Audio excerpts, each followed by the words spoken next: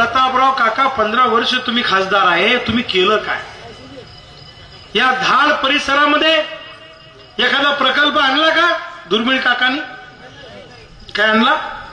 काही पोरांना रोजगाराच्या सुविधा आणल्या का? काकाच्या नेतृत्वात एखादी दूध डेअरी झाली का? एखादा काकांना साखर कारखाना काढला का? एखादं अजून काय रोजगाराचं साधन उपलब्ध केलं का? एखादं धरण केलं 15 वर्षात काकानं? जे केलं ते भारत भाऊच्या काळातलं जुनं. बरोबर आहे की? बरोबर आहे. मग याला म्हणतात विकास. Come come come my love please don't say no baby come come come my लव.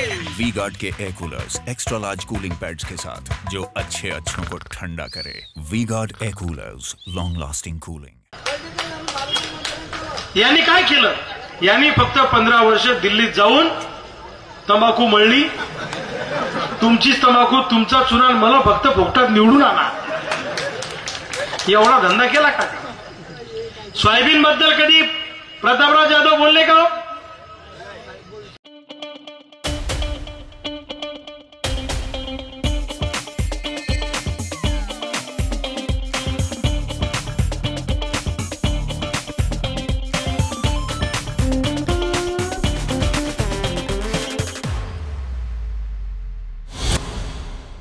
कापसाबद्दल कधी बोलले?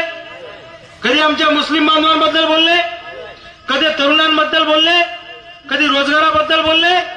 काहीच नाही.